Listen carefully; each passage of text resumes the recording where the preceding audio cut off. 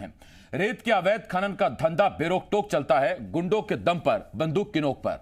आए दिन ऐसी तस्वीरें सामने आती हैं जिनसे यह अंदाजा लगता है कि रेत माफिया पूरी तरह से बेखौफ है। उसे ना तो सरकार का डर है ना सिस्टम का। आप सोचते हैं कि आखिर कानून इनकी नकेल क्यों नहीं कसता? सिस्टम को कसने के तमाम दावे करने वाली सरकार इस माफिया के आगे घुटने क्यों टेक देती है? तो इसका जवाब आज आपको मिलेगा। आज आप जान जाएंगे कि बंदूकों की खुली नुमाइश करने वाले पुलिस और अधिकारियों को ट्रक और डंपरों से रौंद देने वाले माफिया के खिलाफ ठोस कार्रवाई क्यों नहीं होती। आज हम आपको सुनवाएंगे एक ऐसा ऑडियो जो आपको बता देगा कि रेत माफिया किस तरह सिस्टम में घुसा हुआ है, किस तरह अधिकारी इनके साथ मिलकर या इनके इशारों पर काम करते हैं। यह ऑडियो क्लिप वायरल है जिसे सुनकर आपको उन सवालों का सभी जवाब मिलेंगे।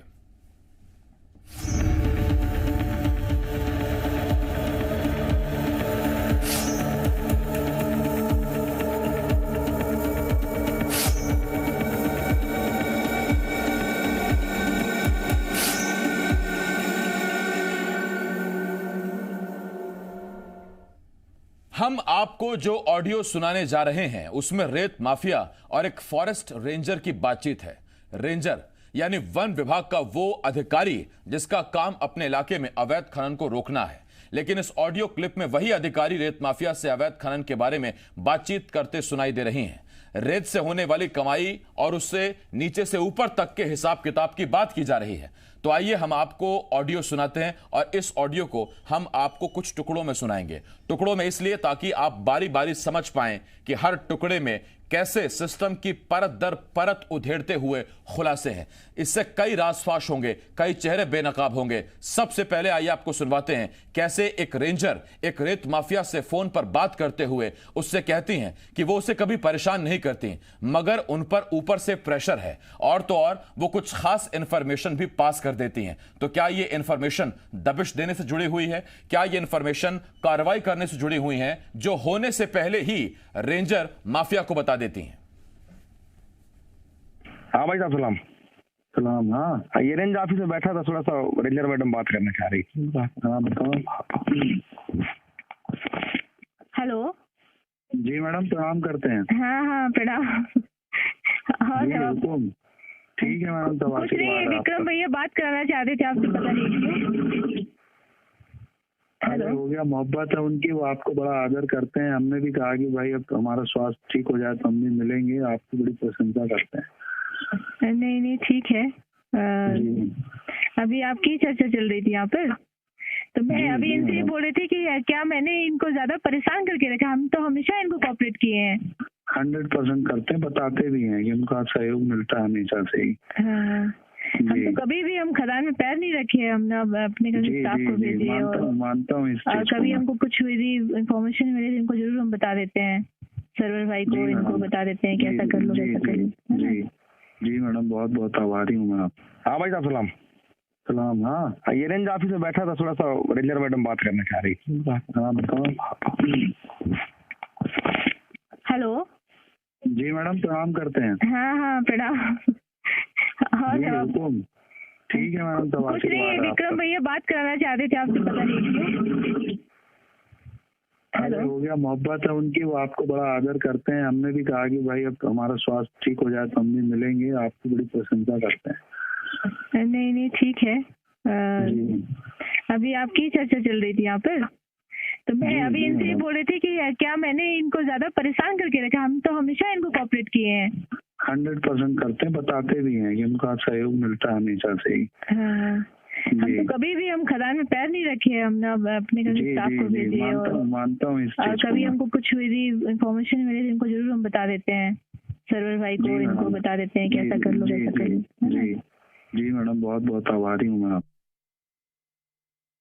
तो अभी तो ये ऑडियो क्लिप का वो पहला हिस्सा है जिसमें सिर्फ दुआ सलाम हुई है, जिसमें सिर्फ ये बात कही गई है कि हम तो आपका पूरा ख्याल रखते हैं, आपकी खदान में कभी पैर नहीं रखा। यानी जिस रेंजर पर जिम्मेदारी है कि कहीं अवैध उत्खनन तो नहीं हो रहा, कहीं मशीनों का इस्तेमाल तो नहीं हो रहा, कहीं तय लिमिट से ज्यादा रेत तो नहीं निकाली जा रही, वो ये कह रहे हैं फोन पर कि हमने तो आपकी कभी खदान पर पैर नहीं रखा, हमने आपको परेशान नहीं किया। इसमें अभी आगे धीरे धीरे जब हम आपको पूरा ऑडियो सुनाएंगे तो आपको कई खुलासे सुनने को मिलेंगे। ऐसे कई खुलासे होंगे जिन्हें जानकर आप चौंक जाएंगे। खास मेहमान इस वक्त हमारे साथ जुड़ रहे हैं। हमारे साथ आरटीआई एक्टिविस्ट राजेंद्र के गुप्ता जी, इसके साथ साथ पूर्व मंत्री बृजेंद्र सिंह राठौर साहब और मेरे सहयोगी विवेक पटैया, जी मीडिया संवाददाता भोपाल से। इसके साथ साथ पूर्व नदी न्यास विभाग के अध्यक्ष रहे, सर्वे सर्वा रहे, कंप्यूटर बाबा भी हमारे साथ जुड़ रहे हैं।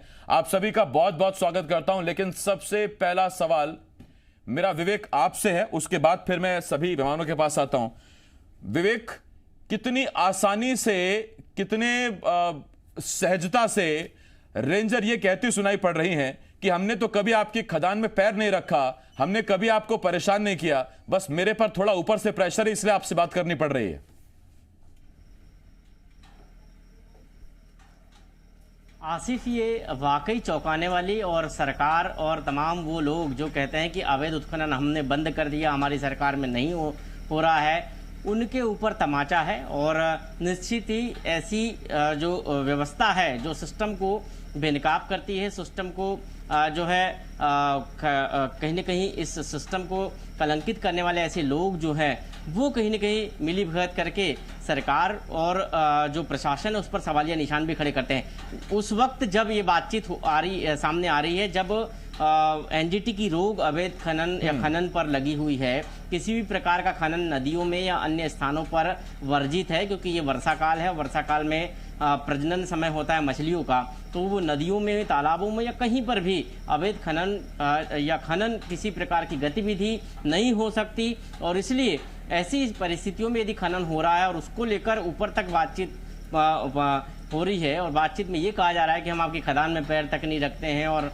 किसी प्रकार की कोई परेशानी आपको नहीं होने देते हैं, तो ये सब चीज़ ये बताती है कि सिस्टम में कहीं न कहीं घालमेल जरूर है। और इस तरह के लोग जो है जो सरकार और प्रशासन पर कहीं न कहीं सवालिया निशान भी खड़े करते हैं और जो दाग भी लगाते हैं कि आखिर वो इस तरह की जो जिम्मेदारी है, उनकी जो जिम्मेदारी है उससे इतर होकर इस तरह की गतिविधियों में संलिप्त होते हैं। विवेक, मैं लौट रहा हूं आपके पास। ऐसे लोगों को बेहद चौंकाने वाला है। और तब जबकि आम आदमी अमूमन जब चौराहों पर बात करता है या जब आपस में बात करता है तो कहता है ऊपर से नीचे तक सब मिले हुए हैं, उसके पीछे उससे आप पूछे सबूत है क्या आपके पास? तो आज हम आपको सबूत दे रहे हैं। आज हम आपको बता रहे हैं कि किस तरह की चीजें होती हैं, क्यों प्रशासनिक अधिकारी या तो कार्रवाई नहीं करते या फिर इशारों पर नाचते हैं ऐसे माफियाओं के। विवेक, लौट रहा हूं आपके पास। आशीष अग्रवाल, प्रवक्ता बीजेपी के, हमारे साथ जुड़ गए हैं। आशीष जी, सीधा मैं आपके पास आ रहा हूं और कंप्यूटर बाबा हमारे साथ लगातार जुड़े हुए हैं। आशीष, आपसे एक सवाल मेरा। आशीष जी, सबसे पहली बात तो यही कि कलेक्टर से लेकर एसपी, यहां से तो शुरुआत होती है उस लिस्ट की, ये रेत माफिया कह रहे हैं और रेंजर खुले तौर पर कह रहे हैं कि मैं तो आपको जो इंफॉर्मेशन होती है वो पास कर देती हूं, आपकी खदान पर आज तक पैर नहीं रखा। ऐसे बंद होगा क्या अवैध खनन? देखिए आसिफ जी, बड़ा स्पष्ट है कि सबसे पहले तो ये अब कमलनाथ जी की सरकार नहीं है, ये भारतीय जनता पार्टी की सरकार है, माननीय शिवराज सिंह जी की सरकार है और इसमें जो गलत है वो नहीं रहेगा। वैसे भी हम कहते थे कि जो 15 माह चली कमलनाथ सरकार है ये तबादला उद्योग देकर गई है, तो जिन लोगों को मलाईदार जगहों पे जाना था वो अपने धन को के माध्यम से उन जगहों पे पहुंचे जहां पे उनको भ्रष्टाचार करना था। तो निश्चित ही मुझे ऐसा लगता है कि रेंजर भी वहीं की होंगी और इनको जरूर अपनी जगह पे पहुंचा दिया जाएगा। मैं बड़ी जिम्मेदारी से आपके चैनल पे ये कह के जाता हूं, परंतु हमें ये समझना होगा कि 15 माह चली जो कमलनाथ सरकार थी वो जो एक संस्कार डाल के गई है उसके प्रभाव अभी दिख रहे हैं और उसको हम आएंगे। अगर आप देखेंगे तो उस समय के उमंग सिंगार ने दिग्विजय सिंह जी के लिए क्या कहा था कि वो शराब माफिया हैं, वो रेत माफिया हैं, वो ब्लैकमेलर हैं। गोविंद सिंह जो इतने सीनियर मंत्री थे वो कहते थे कि मेरी नजर के सामने से रेत के अवैध उत्खनन रेत होता है और उसके पैसे ऊपर तक जाते हैं। तो निश्चित ही इस सिस्टम में बदलाव मध्य प्रदेश में शिवराज सिंह जी लाएंगे और जो गलत है उसको बख्शा नहीं जाएगा। दिग्विजय सिंह रेत माफिया हैं और कांग्रेस ने अपनी सरकार थी इसलिए कार्रवाई नहीं करी, तो आपने अब तक कौन सी जांच बैठा दिया, कहां से आपने साबित करवा दिया, उसका इंतजार रहेगा। मैं लौट रहा हूं आपके पास। कंप्यूटर बाबा, मैं आपके पास आ रहा हूं, उसके बाद फिर मैं राठौर साहब आपके पास आता हूं। कंप्यूटर बाबा, मेरा आपसे एक सवाल। आपका तो आस्था विश्वास उठ गया होगा इस पूरे सिस्टम से। आप, मुझे याद है, रात रात भर जाकर संतों के साथ बैठकर अवैध खनन को रोकने की कोशिश करते थे, लेकिन आपको तो यह जानकारी नहीं होगी कि आपके साथ रेंजर स्तर का जो अधिकारी चल रहा है, अगर आप किसी खदान पर दबिश देने जा भी रहे हैं तो आपसे पहले वो इंफॉर्मेशन पहुंच चुकी है वहां। रेंजर खुद बता रहे हैं कि कैसे अगर कोई इंफॉर्मेशन मैं पास कर देती हूं, मैं कभी खदान पर पैर नहीं रख रही। इसका मतलब कहां कहां खदान है आपको या तो वहां ले जाया ही नहीं जाता होगा जहां से पैसा आता होगा, या अगर आप कहीं जा भी रहे हैं तो उससे पहले ही सेटिंग हो चुकी होती है। नहीं देखिएगा, अभी बता रहे थे कि और एसपी जो है इसमें इन्वॉल्व है। अरे भाई, कलेक्टर एसपी की बात तो बहुत दूर की बात है, इसमें तो माननीय शिवराज जी मुख्यमंत्री वो ही इन्वॉल्व हैं, उनके भाई भतीजे सब तो कर रहे। मध्य प्रदेश में जब हम दौड़ते थे सबसे ज्यादा यदि अवैध खनन होता था तो बुधनी विधानसभा में होता था, माननीय शिवराज जी के विधानसभा में होता था। और इतनी ज्यादा, हेलो चला गया जी, सुन रहा हूं, कंप्यूटर पर बोलते रहिए आप। तो इतनी सबसे ज्यादा यदि होता था तो बुधनी में ही होता था। आज परिस्थिति ऐसी है कि 35 डंपर हमने 35 हमने पोखरेन मशीन पकड़ी रात को, कम्बल ओढ़ करके डंपर में बैठ करके जाते थे, क्योंकि 15 साल तक इन्होंने बर्बादी कर दी, मां नर्मदा की नाश कर दी, मां नर्मदा के आंचल को गंदा कर दिया। ये बीजेपी सरकार थी, शिवराज सरकार थी। और अब फिर 15 महीने तो शांत रहे, और अब फिर जैसे शिवराज सरकार आई कि चालू हो गया। सैकड़ों 1-1 हजार डंपर आज मैंने डाला, मेरी पोस्ट है, 1-1 हजार डंपर एक लॉकडाउन में इन्होंने निकाले हैं शिवराज जी ने।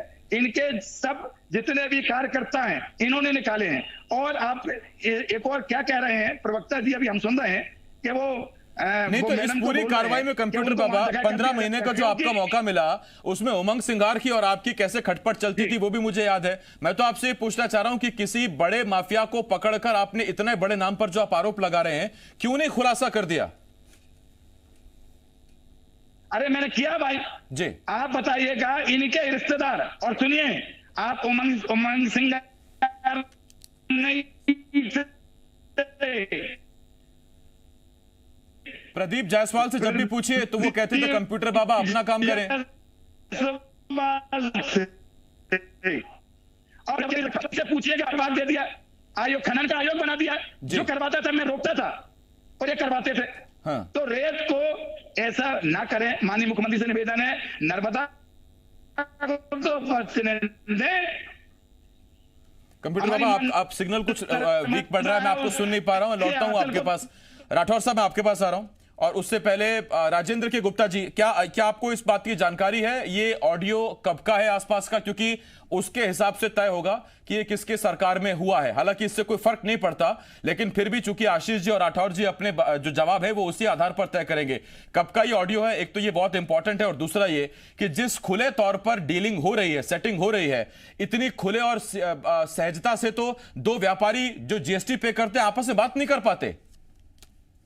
आशिफ जी, ये वीडियो हाल ही के दिनों का है, बहुत मुश्किल है जो सूचना मिली, जिस तरह से मेरे पास ये ऑडियो पहुंचा वो लगभग 1 हफ्ते के आसपास का है। और सबसे बड़ी बात तो ये है आशिफ जी कि सरकारें कोई भी रही हो, वो 15 महीने की सरकार रही हो या 15 साल की सरकार रही हो, खनन माफिया एक दिन में नहीं पनपता। न ही खनन या अवैध शराब तस्करी जेब में रखकर की जाती है, ये टैंकरों से की जाती है और मशीनें लगाकर की जाती है। और एकाध टैंकर नहीं, लाइन से कई तो वीडियो ऐसे शिवर का कुछ दिन पहले, 4-5 दिन पहले एक वीडियो आया था जिसमें लगभग 15-20 डंपर एक साथ जा रहे थे रेत के। तो नीचे से ऊपर तक पूरा सिस्टम मिला हुआ है। और निश्चित रूप से आप ये देखिए कि एक तरफ तो सरकार हजारों करोड़ रुपए का लोन ले रही है सरकार चलाने के लिए, वही दूसरी तरफ हर सरकार ये बोलती, हर सरकार के प्रवक्ता ये बोलते हैं, हर सरकार में शामिल लोग ये बोलते हैं कि हम माफियाओं पर रोक लगा रहे हैं, हम कार्रवाई कर रहे हैं। पर मुझे आज तक ये समझ में नहीं आया कि अरबों रुपए का ये अवैध खनन हो जाता है, अरबों रुपए की शराब तस्करी हो जाती है, ये सरकारें अभियान भी चलाती हैं, जैसे अग्रवाल जी बोल रहे हैं कि हम इनको हटा देंगे। पर आज जो देखने में आता है कि वही अधिकारी कहीं ना कहीं से घूम फिर कर ऐसे जिलों में बैठते हैं जहां पर अरबों रुपए का अवैध खनन होता है और बेधड़क वो चलता है। जब आम नागरिक, एक आम आदमी इसका वीडियो बना लेता है, सोशल मीडिया पे वायरल हो जाता है, GMPCG इतने बढ़िया तरीके से इनको उठाता है, तब इनको ये पता चलता है क्या ये नेता सक्रिय नहीं है, क्या ये जिम्मेदार अधिकारी जिनकी जिम्मेदारी है, उसमें भी कई सवाल उठते हैं राजेंद्र जी। उसमें सवाल यह है कि क्या ऐसे अधिकारियों की गलती से ऐसी पोस्टिंग हो गई जो ये कर्मकांड कर रहे हैं, या दरअसल इस तरह के अधिकारियों को बैठाया ही जाता है ऐसे इलाकों में ताकि वहां वो ये कांड करते रहे, ऊपर तक पैसा पहुंचते रहे? बहुत अहम सवाल है, जनता इसका जवाब जानती भी है। राजेंद्र जी, मैं लौट रहा हूं आपके पास। राठौर साहब, मैं आपके पास आ रहा हूं। राठौर साहब, आज आम आदमी अपने आप को जितना ठगा महसूस कर रहा है उतना कभी नहीं कर रहा होगा। कोरोना काल में उसकी सैलरी नहीं बढ़ी, बहुत लोगों के नौकरी चली गई, खाली बैठे हैं, समझ में नहीं आ रहा क्या करें। सरकारी अधिकारी कर्मचारी सैलरी तो पा ही रहे हैं, इंसेंटिव इंक्रीमेंट पा रहे हैं, और उसके अलावा कैसे मध्य प्रदेश की संपदा का, आम आदमी की संपत्ति का नुकसान हो रहा है, वो इन तस्वीरों में हम देख सकते हैं। और सबसे बड़ी बात, चिंता की बात यह नहीं है कि माफिया बेलगाम हो रहा है, माफिया पर कार्रवाई नहीं हो रही। चिंता की बात यह कि जिन पर कार्रवाई करनी हुई है वो माफिया से बड़े माफिया साबित हो रहे हैं।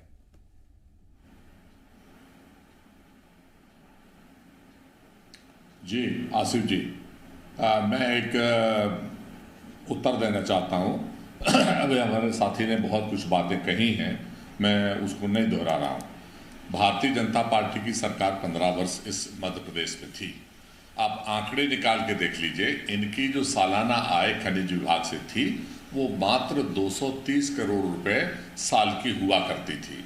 तो आप अंदाज कर सकते हैं कि एक वर्ष कांग्रेस की जब सरकार आई तो उसी वर्ष जो है 230 करोड़ रुपए से सीधे 1250 करोड़ रुपए की आमदनी हुई, मतलब 10 गुने से ज्यादा आमदनी कांग्रेस के राज में बढ़ गई। मैं ये नहीं कहता कि उस वक्त कोई माफिया नहीं रहा होगा या कब, लेकिन एक आंकड़ा मैंने इसलिए बताया कि अंधा आदमी भी इस बात को सुन के अंदाज कर सकता है कि जहां टोटल 230 करोड़ रुपए साल में मिलता था, वहां एक साल के अंदर कांग्रेस के राज में 1230 करोड़ से ऊपर का इजाफा हो गया।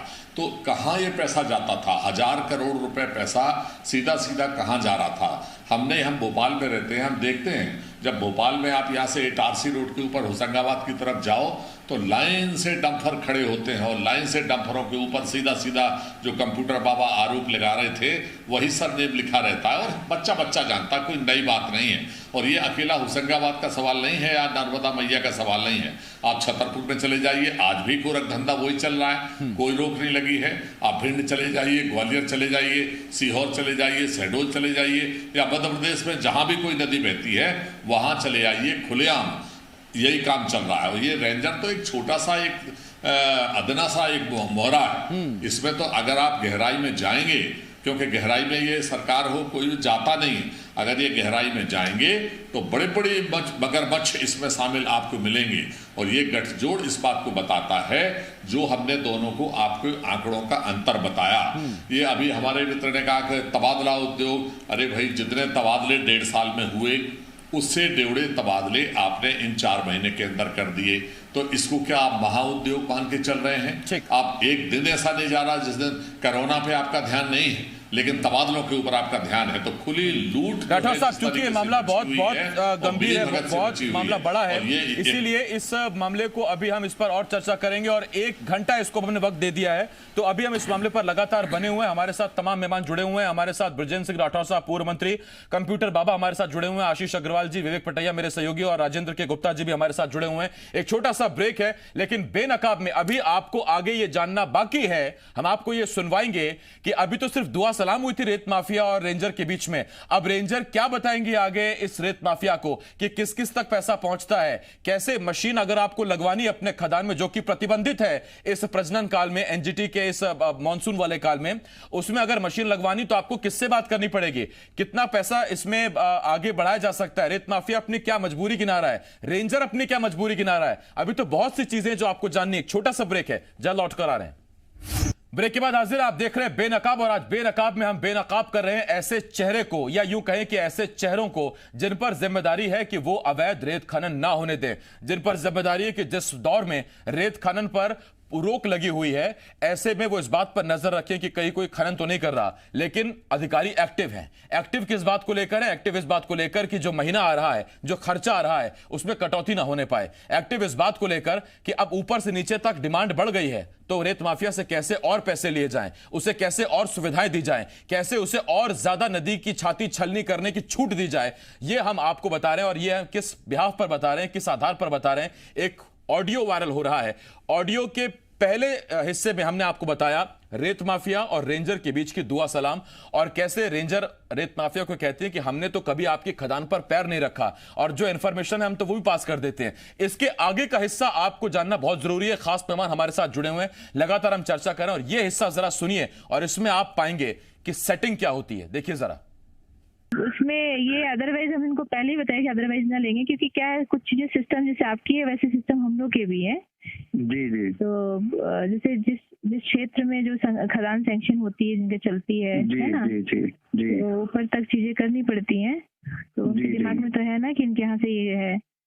जी जी, वाली बात थी, बाकी और कुछ नहीं था। हम तो कभी ये भी नहीं बोलते हैं आप देख लीजिएगा मैडम जो मुनासिब लगे। एक्चुअली क्या वैसे इतना ओवरहेड बढ़ा हुआ है कि थोड़ा सा हम कष्ट में हैं। नहीं, और मालूम दूसरा क्या होता है कि अगर मशीन लग जाए ना यहाँ पे, तो हमको फिर प्रॉब्लम नहीं है, फिर तो हम बिना बोले खुशी खुशी आप जो बोले कहीं उससे ज्यादा बढ़ के हम लोग करें, क्योंकि मशीन लगा नहीं सकते। कारण क्या है कि बहुत पेपर वाले इन्वॉल्वमेंट है यहाँ पे। हम लगाएंगे भी तो साले वही पेपर वाले वही वीडियो बनाएंगे, जबकि सारे सब सिस्टम में है।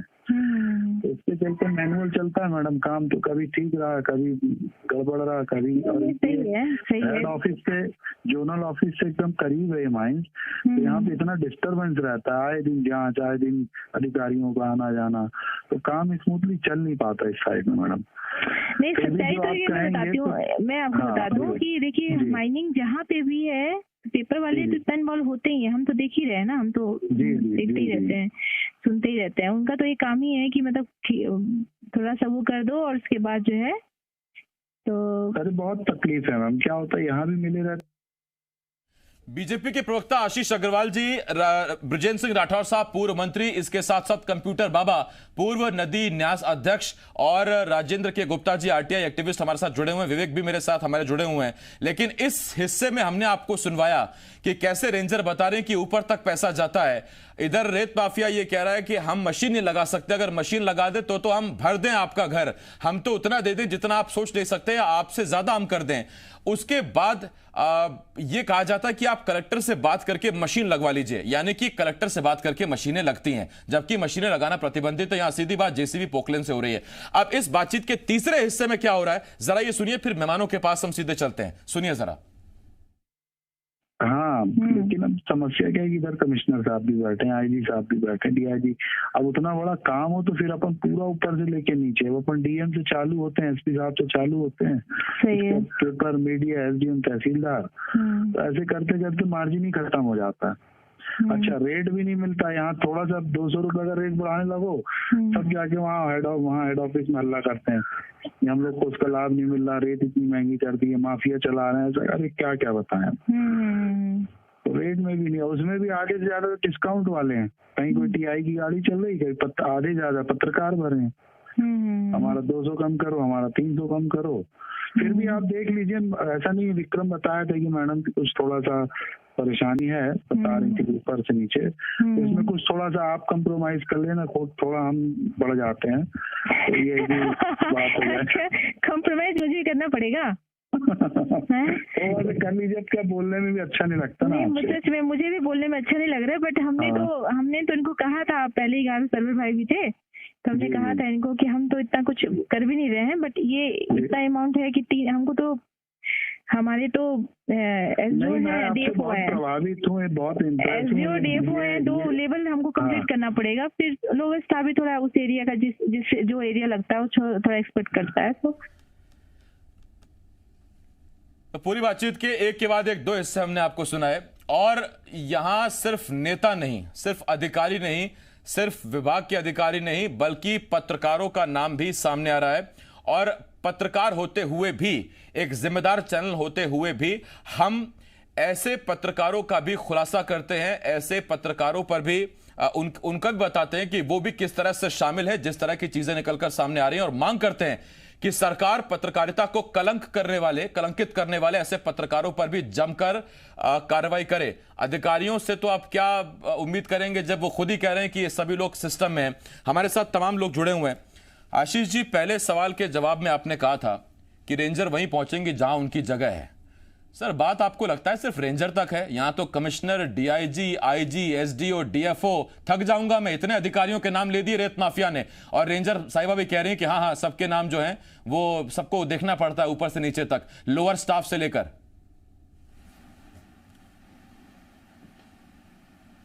आसिफ जी देखिए, आपकी बात को मैं जवाब देने से पहले सबसे पहले ब्रिजेंद्र सिंह जी ने कुछ एक शब्द यूज किया था मगरमच्छ, मैं उस पर बात करना चाहूंगा। तो देखिए वो मगरमच्छ कौन था? इन्हीं के साथी गोविंद सिंह जी ने बताया था कि अवैध रेत उत्खनन का पैसा ऊपर तक जाता है, यानी कि कमलनाथ और दिग्विजय सिंह तक जाता है। यानी कि वो मगरमच्छ ये दो लोग थे, और इन्हीं मगरमच्छ के समयों की जो मछलियां हैं ना वो अभी तैर रही हैं, इनका जल्दी शिकार कर लिया जाएगा। वैसे अगर मैं एक बात करूं आसिफ जी की, क्या भ्रष्टाचार इस देश में पहली बार आपने उजागर किया है? अरे इसकी तो पहली आधिकारिक स्वीकारोक्ति अगर किसी ने की थी तो वो कांग्रेस के प्रधानमंत्री राजीव गांधी ने की थी, जिन्होंने कहा था कि मैं 1 रुपया फेंकता हूं तो 85 पैसे कहीं और चले जाते हैं, ये मेरे घर आ जाते हैं, और 15 पैसे नीचे तक पहुंचते हैं। और तब का समय है और अब का समय है कि 1,75,000 करोड़ अगर जाता है तो सीधे डायरेक्ट बेनिफिट ट्रांसफर के माध्यम से हितग्राहियों के पास जाता है। ये मोदी जी का समय कि जब अगर एक खराब चावल मध्य प्रदेश में कमलनाथ सरकार खरीदती है तो ना मीडिया उसको चुन के बताती है, ना हितग्राही बताते हैं, ना कोई कार्यकर्ता बताता है, बल्कि केंद्र सरकार की जांच की टीम आती है उसको निकाल के बताती है कि कमलनाथ सरकार ने मध्य प्रदेश में खराब चावल खरीदा था। तो निश्चित ही समय बदल रहा है। देखिए ये इस अहम और कीमती वक्त में आशीष जी मैं आपसे कहने लगूं कि चावल कमलनाथ सरकार ने खरीदा, बंटवाया आपकी सरकार ने, और उस वक्त क्यों नहीं दिखवाया गया, वो बहस कहीं और चली जाएगी। चावल पर हम डिबेट बहुत बार पहले भी कर चुके हैं। आशीष जी मैं तो ये भी कह रहा हूं, हाल का जब ये वीडियो है और अगर ये जमावट है तो उसमें मेरा ये सवाल, ये अधिकारी आपके सेट किए हुए हैं या ये पहले के सेट किए हुए हैं और आपको खबर तक नहीं है कि नीचे क्या हो रहा है? आसिफ जी देखिए, सबसे पहले तो ये विषय पहली बार संज्ञान में आया है। आपने मेरे को डिबेट पे बैठने से पहले इसकी रिकॉर्डिंग भी उपलब्ध नहीं कराई, अन्यथा मैं ये पता करके बैठता कि अधिकारी किसके समय की है। परंतु मैं ये कह रहा हूं किसके भी समय की हो, परंतु इसका जो भ्रष्ट आचरण है वो भारतीय जनता पार्टी की शिवराज सिंह जी की सरकार को स्वीकार नहीं होगा और इसको निश्चित ही अपनी जगह पहुंचा दिया जाएगा। परंतु कांग्रेस ही जो हमें सिखाने का प्रयास कर रहे हैं वो हमें ना सिखाएं, क्योंकि ये लोग तो वो हैं जो चीन से भी चंदा ले लेते हैं और चीन से भी घूस ले लेते हैं। और एक छोटी सी टिप्पणी मेरी कंप्यूटर बाबा के लिए, देखिए ये बाबा नहीं है, ये बाबा के भेष में डाकू हैं। ये वो हैं जो प्रदीप जायसवाल से महीने और हफ्ते के लिए लड़ते थे, और इनकी ये वो कंप्यूटर बाबा हैं जिनकी हार्ड डिस्क करप्ट हो चुकी है, यानी कि भ्रष्ट हो चुकी है। तो इसलिए इस मध्य प्रदेश के लोकनायक पे सवाल उठाने से पहले थोड़ी सी तार्किक बहस करें, कुछ तर्कों के साथ आए। अब जब आपने डाकू कह ही दिया है कंप्यूटर बाबा को तो उनके जवाब भी चाहिए होगा। आशीष अग्रवाल जी मैं लौट रहा हूं आपके पास। राठौर साहब मैं आपके पास आ रहा हूं। हालांकि देखिए अग्रवाल साहब, मैं आपसे एक बात तो कहूंगा सर, इस आप राजनीतिक मंचों से इस तरह की भाषा का इस्तेमाल करें, जी मध्य प्रदेश छत्तीसगढ़ पर हम बहुत ख्याल रखते हैं शुचिता का, नैतिकता का, तो उस पर मैं आपसे बड़ा विनम्र निवेदन करता हूं सर। नहीं आपके पास अगर किसी डकैती का, अगर आपके पास किसी डकैती का कोई सबूत हो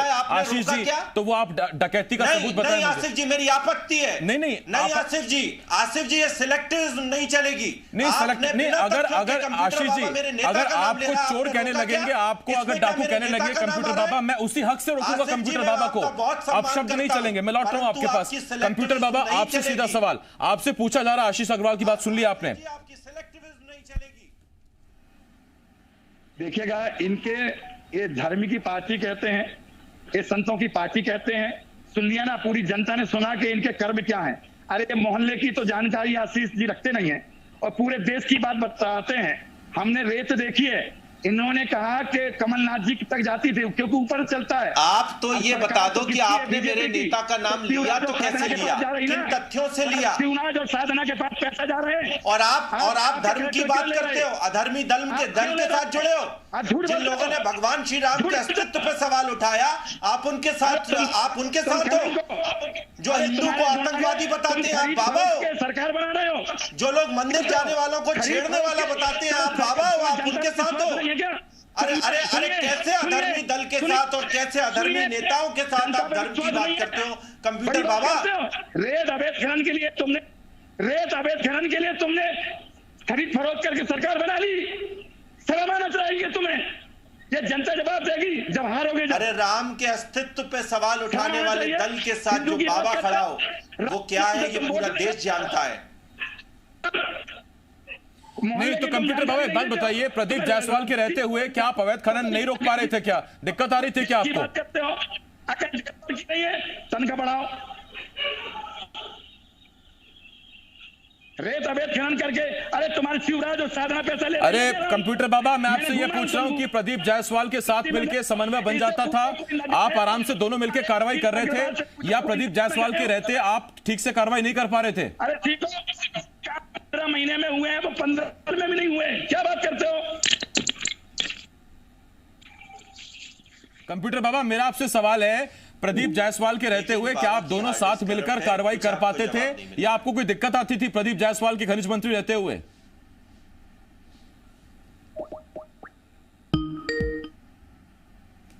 संपर्क दोबारा साधना पड़ेगा, कंप्यूटर बाबा से संपर्क टूट गया है। राठौर साहब मैं आपके पास आ रहा हूं, उसके बाद फिर राजेंद्र जी मैं आपके पास आता हूं। और राठौर साहब मेरा आपसे सवाल ये, देखिए अब ये चावल उधर इधर हम जाएंगे बड़ी दिक्कत हो जाएगी, लेकिन सबसे बड़ी बात यह है कि दरअसल आपने जिस आदमी पर जिम्मेदारी डाली है, जिसके कंधे पर जिम्मेदारी डाली है, वही अगर अपनी जिम्मेदारी का गलत इस्तेमाल करने लगे, कर्तव्यों का वो अवसर में उसको बदलने लगे, और फिर तो हो गई कार्रवाई, फिर तो थम गया रेत का अवैध उत्खनन, फिर चाहे सरकार आपकी हो चाहे आशीष जी की हो।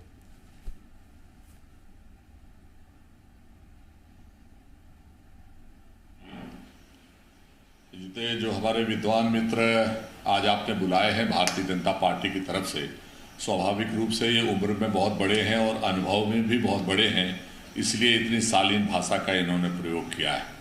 इन्होंने किसी को मगरमच्छ बना दिया नाम लेके, किसी को वो बना दिया।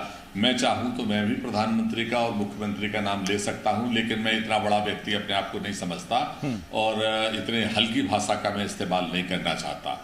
अगर मुझे पता होता कि इतने विद्वान मित्र मेरे साथ बैठना है तो शायद मैं आपके चैनल पे आपसे हाथ जोड़ लेता और चला जाता। एक भाषा हमारी संयमित होनी चाहिए। मैंने नहीं, और ये नहीं देखिए राठौर साहब आप इतनी डिबेट कर चुके हैं मेरे साथ, राठौर साहब आप इतनी डिबेट में बैठ चुके हैं मेरे साथ, और आप बेहतर जानते हैं जी मध्य प्रदेश छत्तीसगढ़ को, आप बेहतर जानते हैं आसिफ शेख को।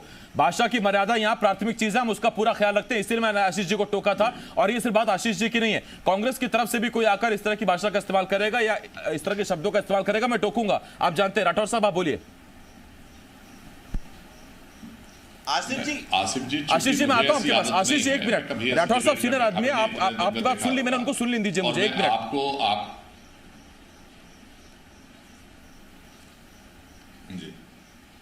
राठौर साहब बोलिए, आप मुझसे कह रहे हैं? जी आपसे बोल रहा हूं। मैं तो आपका धन्यवाद करना चाहता हूं पहले कि आपने केवल अधिकारी कर्मचारी और गठजोड़ को न लेके पत्रकारों का भी आपने जिक्र किया, इससे आपके चैनल का भी प्रभाव बढ़ता है और व्यक्तिगत रूप से लोगों को समझ में आती है कि हाँ निष्पक्ष बात हो रही है। देखिए मैं आपसे बताऊं, कोई आरोप प्रत्यारोप की बात नहीं है। जब भारतीय जनता पार्टी की सरकार थी तो मेरे आरोप नहीं है, कमल पटेल जी जो आज कृषि मंत्री जी हैं वही ऐसे आरोप लगाया करते थे और खुल के इन बातों को बोला करते थे। मैंने पहले ही कहा कि ये जो माफिया है ये एकदम से कोई रुकने और बनने वाला और सरकारों के हिसाब से नहीं है, लेकिन जो मैंने आंकड़े बताए थे, इसलिए मैंने आपको ये आंकड़े बताए थे कि 15 वर्ष में अगर आपका आंकड़ा 230 करोड़ पर अटक के रहता है और एक साल में वो 1000 करोड़ से ऊपर चला जाता है तो स्वाभाविक रूप से लोगों का ध्यान इस तरफ जाता है कि वो पैसा आखिरकार कहाँ जाता था, कौन ले जाता था, कहाँ ले जाता था, कौन सा गठजोड़ था, वो दुनिया जानती है, उस पर हम जाना नहीं चाहते। लेकिन एक जो भी मेरी बात सुन रहे हैं उनके दिमाग में ये बात टकरा जरूर रही होगी कि हजारों करोड़ का आंकड़ा साल में कहां चला जाता था। ये एक प्रश्नवाचक चिन्ह है जिसका जवाब जाना चाहिए। ये गठजोड़ जो है वो हर जगह गठजोड़ चल रहा है। मैं फिर से आपसे कह रहा हूं, और आप बिलीव नहीं करेंगे, जो तनख्वाहें मिलती हैं उससे दुगना महीने के पैसे लोगों के पास जाते हैं और ये इसीलिए सरकार का खजाना खाली हो रहा है। और सरकार का खजाना जीरो होने के बावजूद भी निरंतर हम आपत्ति कुछ भी घोषणाएं करते चले जाते हो, पूरी नहीं होती हैं। और मेरा तो निवेदन आपके माध्यम से ये है, हमारे मित्र अभी हमें लगता नौजवान हैं, थोड़ा सा इनको भी समझना चाहिए कि किस भाषा का आप प्रयोग कर रहे हो, किनके लिए भाषा से अलग। अब जरा आंकड़ों पर मैं उनसे सवाल पूछूंगा के लोग हैं। और बिल्कुल डॉक्टर साहब मैं आ रहा हूं आपके पास, जिस पे 40 साल में कोई आरोप नहीं है, मैं आ रहा हूं आपके पास। जवाब लीजिए जरा। आशीष जी आता हूं आपके पास। आशीष जी अभी और भी मेहमान है जिससे बात करनी, मैं आपके पास आऊंगा। आशीष जी, राजेंद्र जी मैं आपके पास आ रहा हूं। राजेंद्र जी देखिए, अब जो नियम है से तो काम नहीं चलता ना। आशीष जी मैं आ रहा हूं आपके पास, एक मिनट। राजेंद्र जी, अब जो नियम है उसमें रेंजर का अगर ये मामला सामने आया, नतीजा अब सीधा या तो ये वरिष्ठ वनाधिकारी के पास जाएगा या कलेक्टर के पास मामला जाएगा और फिर कलेक्टर उस पर कार्रवाई करेंगे। लेकिन तब जबकि रेत माफिया खुद ये बात मान रहा है कि कलेक्टर से तो चीजें शुरू होती हैं, तो इसका मतलब यह कि आप उससे क्या उम्मीद करेंगे जो खुद इस सिस्टम में है और वो नीचे स्तर पर उस अधिकारी के खिलाफ कार्रवाई करेगा जो कलेक्ट करके पैसा आप तक पहुंचा रहा है? आशीष जी, आपने बहुत ही अच्छा सवाल पूछा है। इसमें सीसीएफ जो है शहडोल के, उन्होंने जांच के आदेश दिए हैं, पर विभागीय जांचें मैंने कई आरटीआई लगाई और आरटीओ में ये प्रमाणित दस्तावेज मिले कि विभागीय जांच में अधिकारी दोषी पाए गए हैं। पर आप ये देखिए, सिस्टम जो आप कलेक्टर की और अधिकारियों की बात कर रहे हैं, आप सुन ही रहे हैं, आप ऑडियो सुना रहे हैं, निश्चित रूप से ये नीचे से ऊपर तक जाता है। मैं एक बड़ी बात ये बताना चाह रहा हूँ, जिन भ्रष्ट अधिकारियों के यहाँ लोकायुक्त ईओडब्ल्यू की रेड हुई है, उनको ऐसे जिलों में जहां से अवैध उत्खनन होता हो या तस्करी होती हो, शराब माफिया जहां पनपते हो, माफिया किसी भी तरह का है वो पनपता है, या वहां फल फूल उसका रास्ता वहां से गुजरता हो, उन जिलों में पोस्टिंग के लिए वो कोई भी सरकार रही हो, उनके मंत्रियों ने ऐसे दागी अधिकारियों को उन जिलों में पोस्टिंग के लिए नोटशीट लिखी है, और एक नहीं बार बार लिखी है। उन नोटशीट की कॉपी भी मुझे आरटीआई में मिली है, वो भी हम आपको देंगे। जी मध्य प्रदेश उस पर दिखाएगा। पर सवाल ये एकदम जो सिस्टम की जो बात कर रहे हैं, एक खनन माफिया और एक रेंजर जो सिस्टम की बात कर रहा है, ये सिस्टम अधिकारी और नेता में ये बिल्कुल सत्य है कि अगर राजनीतिक इच्छा शक्ति हो इसको पूरी तरह से रोकने की, तो ये दिख रहा है अरबों रुपए का। जैसे ब्रजेश साहब बता रहे हैं कि उन्होंने 1000 करोड़ से अधिक का रेवेन्यू इसको प्राप्त किया। मैंने शुरुआत में ही बोला था कि अरबों रुपए का ये अवैध खनन हो रहा है, अवैध धंधे हो रहे हैं, सरकारी जमीन बेची जा रही है। अगर सरकार की इच्छा शक्ति हो तो सरकार का खजाना जो अधिकारियों का और जो भी भ्रष्ट है, उसमें मैं नेता बोलना चाह रहा था, निश्चित रूप से नेताओं को भी हिस्सा जाता है। तभी ये नेता अधिकारियों की पोस्टिंग के लिए नोटशीट लिखते हैं और बार बार लिखते हैं। और ये प्रमाणित है, ये मंत्री जी भी जानते होंगे, पूर्व मंत्री है, वो नोटशीट सार्वजनिक कर दे, सरकार सार्वजनिक कर दे। बहुत अच्छी बात ये पूछना चाह रहा हूँ, या जैसे अग्रवाल साहब ने बोला, भाजपा के प्रवक्ता महोदय ने बोला कि वो ये नहीं रहेंगे, हटा देंगे, वो रेंजर के खिलाफ कार्रवाई करेंगे।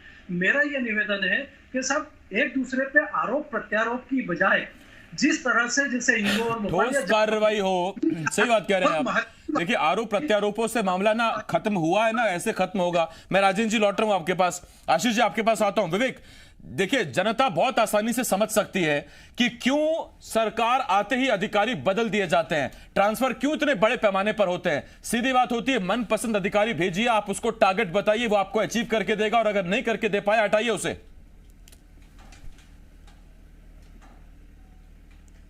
आसिफ, बिल्कुल सत्य बात है। हर सरकार अपने अनुसार जो है अधिकारियों की पोस्टिंग करती है, सरकार बदलती है और अधिकारियों की पोस्टिंग बदल जाती है, चाहे वो कलेक्टर हो, एसपी हो, आईजी हो, डीआईजी हो या निचले स्तर का अधिकारी हो।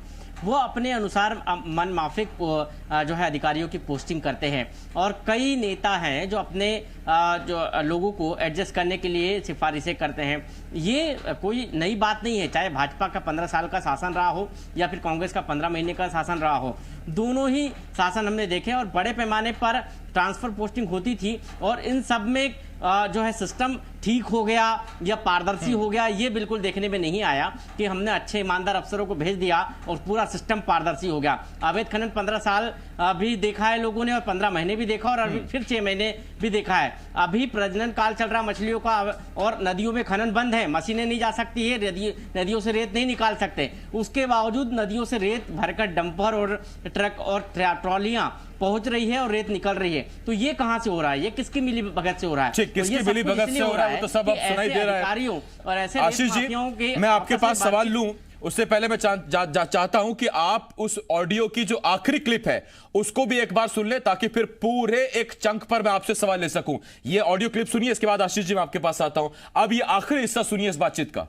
चलिए आप देख लीजिए ना, देख लीजिए जो आपको मुनासिब लगे बोल दीजिएगा। हमने ज्यादा अमाउंट बोला ही नहीं, हम परेशान करेंगे भी नहीं। अब मैं आज सोच लीजिए कि आज तक मैंने इस खदान में पैर नहीं रखा। ये लोग काम शुरू होने के पहले आपकी तारीफ, जब वो एनओसी भी चल रही थी ना, ले रहे थे पेपर, प्रोसीडिंग चल रही थी खदान की, तब भी आपकी तारीफ करते थे कि वो वहाँ मैडम का बड़ा सपोर्ट रहता है, मैडम को सपोर्ट करती है।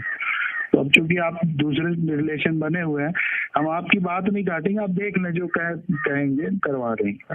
हमने अपनी समस्या भी आपसे जाहिर करना उचित समझा, ताकि आप जो कहें तो मैं बोल दूंगा तो हो जाएगा। ठीक है भैया, हम भी चाहते हैं कि आप लोग मतलब और तरक्की करें, उसमें और ज्यादा आपकी खदान बहुत अच्छी चले। और हमने इनको कहा भी था कि आसपास जहाँ भी अवैध उत्खनन होगा उसके लिए मैं कोशिश करूंगी जिससे कि आपके पास ज्यादा गाड़ियाँ आए। तो हमारी इनसे हमसे बात भी हुई थी और वैसा मैं कर भी रही थी, और इसलिए मैंने कहीं इधर सेट भी नहीं हुई। तो यही था, मतलब ये कि खदान हमारे एरिया में है तो एक्सपेक्ट करते हैं, 2 से 3 बार बोल चुके हैं बराबर। हाँ, उनको तो लगता होगा कि सब सिस्टमेटाइज्ड होगा। मतलब वो मैनेजर जो है अकेले हो जा रही है, जो भी सोचते हैं सोचते हैं। 100%। एक कलेक्टर साहब ने एक आदेश निकाल के और तकलीफ में दे दिया, जो उसमें उन्होंने टास्क फोर्स का जो हिस्सा है खनिज और राजस्व और वन को डाल दिया। हाँ, तो ये इसी मतलब उससे डीएफओ भी हम पर प्रेशर बनाते हैं कि जाके देखो वहाँ पे क्या है, क्यों नहीं हो रहा है, ऐसा नहीं हो रहा, वैसा नहीं हो रहा, तमाशा करते रहते हैं। जब देखो बोलता हूँ मेरा एक्चुअली में क्या है, ये खदान इनकी है तो ये हम भी कहीं न कहीं इनसे जुड़े हुए हैं, तो हमारी ही खदान है। और मैं वही ना वहाँ पे कुछ कर ले, कुछ छीछा लेकर चाहती नहीं सच्चाई, तो मैं बताऊँ नहीं, बाकी मुझे जहाँ तकलीफ करनी होती है मैं कर लेती हूँ। बस इस एरिया इस पोर्शन को मैंने हमेशा सेव करके रखा, छोड़ दिया मैंने, कभी नहीं किया। नहीं, बिल्कुल ये बात फैक्ट है जी। तो यही है बस। मैं बोल देता हूँ, मैं बोल देता हूँ, ठीक है, अभी बोलता हूँ। इस बातचीत का आखिरी हिस्सा सुना आपने, इसमें गौर करिए। एक रेंजर को क्या मतलब है कि किसी खदान में कितना बिजनेस चल रहा है, और वो क्यों दुआ कर रहा है कि उसका बिजनेस चलता रहे। लेकिन वो कहते हैं कि हम तो सोचते हैं कि आपके यहाँ ज्यादा से ज्यादा काम आए, आपके यहाँ ज्यादा से ज्यादा गाड़ियां आए। दूसरा वो कह रहे हैं कि मैं तो बाकी जगह दबिश देती हूँ, आपके यहाँ तो दबिश देने भी नहीं आती, यानी कि बात सीधी है। तीसरी बात वो ये कह रहे हैं कि कलेक्टर ने देखिए परेशानी खड़ी कर दी, खनिज को डाल दिया, वन को डाल दिया, राजस्व को डाल दिया, तो उसमें बड़ी परेशानी हो रही है। छीछा लेदर बड़ी होती है, तो देखिए छीछा लेदर तो अब इस मामले में हो गई है। आशीष जी, मैं आपके पास आ रहा हूं और मेरा आपसे एक सवाल। आशीष जी, अगर अधिकारी जिम्मेदार हो, अगर अधिकारी ईमानदार हो, तो फिर चाहे नीचे रेंजर हो, चाहे ऐसे कथित पत्रकार हो जो पत्रकारिता के पेशे को भी कलंकित कर रहे हैं, उन सब पर कार्रवाई होनी चाहिए। लेकिन समस्या यह है कि जब अधिकारी खुद ही भ्रष्ट हैं तो फिर वो क्या कार्रवाई करेंगे रेंजर पर, वो क्या कार्रवाई करेंगे पत्रकार पर, वो क्या काम करेंगे टीआई अपनी गाड़ी जो खुद लगा के बैठा है वहां पर। देखिए आसिफ जी, सबसे पहले तो बाबा साहब ने हमें बड़ा एक मजबूत संविधान दिया है, तो चाहे कितने भी अधिकारियों की मिली भगत हो जाए, परंतु इस देश में भ्रष्टाचार का सफाया होगा और हमारे नेतृत्व में ही होगा। देखिए अभी ब्रिजेंद्र सिंह जी बड़ी बड़ी बातें कर रहे थे, उनको पूरा सम्मान देता हूं, परंतु मगरमच्छ शब्द उन्होंने अपने शब्दों में इस्तेमाल किया, और जब वो मगरमच्छ उन्हीं के नेताओं की तरफ मुड़ गया तो वो बिलबिला बैठे। अरे सच्चाई तो ये है कि कांग्रेस जो मुझे शालीनता पढ़ाने का प्रयास कर रही है, उनकी पार्टी ने अगर शालीनता रखी होती तो सीताराम केसरी की पट्टिका को उठा के उनको फेंक नहीं दिया होता एआईसीसी कार्यालय से। उनके पूर्व प्रधानमंत्री नरसिम्हा राव के शव को इस गांधी नेहरू परिवार ने अंदर तक नहीं आने दिया था। ये मुझे शालीनता सिखा रहे हैं। और राहुल गांधी, आपको तय करना था कि आपको इस डिबेट पर रहना है या आपको गड़े मुर्दे उखाड़ने हैं, और यही वक्त जो है राठौर साहब को मैंने दिया था। मैं चाहता यही था इस डिबेट पर हो, लेकिन बहुत धन्यवाद आशीष जी, धन्यवाद आपका। राठौर साहब आपका धन्यवाद। राजेंद्र जी, मेरे पास वक्त खत्म हुआ। कंप्यूटर बाबा आपका शुक्रिया। विवेक जी, विवेक आपका भी धन्यवाद हमारे साथ जुड़ने के लिए। देखिए बेनकाब में आज हमने आपको एक बातचीत सुनाई। बातचीत यूं तो 2 लोगों के बीच में, एक रेत माफिया है, एक रेंजर है। लेकिन उस बातचीत में कितने लोगों का खुलासा हुआ, कैसे पूरा नेक्सस निकलकर सामने आ गया, कैसे वो पूरी चेन निकलकर सामने आ गई, जिसमें रेत माफिया कहता है कि कलेक्टर एसपी तो चीजें शुरू होती हैं, यहां तो कमिश्नर आईजी डीआईजी बैठे हुए हैं, बड़ा परेशान रहता हूं। उधर मैडम कहती है कि मैं छीछा लेदर नहीं चाहती, मैं चाहती हूं सब कुछ इजीली मैनेज हो जाए। वो ये भी कहती हैं, यानी कि रेंजर जिनसे पूरी बातचीत हुई, वो ये भी कहती है कि मैं तो दबिश आपकी जगह देती नहीं, मैं तो दूसरी जगह दबिश देती हूं, और कोई इंफॉर्मेशन होती मैं तो आपको पास कर देती हूं, तो आप भी जरा मेरा ख्याल रखें। रेत माफिया कहता है कि मशीन अगर लगवा दीजिए आप, मशीन यानी जेसीबी या पोकलेन, तो मैं तो आपके बोलने से ज्यादा पैसा आपको दे दूंगा। तो इस पर रेंजर कहती है कि कलेक्टर से बात करके मशीन लगवा क्यों नहीं लेते हो। यानी कि इस तरह से चीजें मैनेज होती रही हैं, इस तरह से चीजें होती हैं। तो ये कैसे पूरा नेक्सस हमने आपके सामने खोल कर रख दिया, आप ज्यादा बेहतर समझ सकते हैं कि अधिकारियों के सरकार बदलते धुआंधार ट्रांसफर क्यों होते हैं, क्यों अधिकारी एक एक जगह ही कई कई साल टिके रहते हैं, क्यों उन्हें बदला नहीं जाता, आप ज्यादा बेहतर समझते हैं। छोटा सा ब्रेक है, ब्रेक के बाद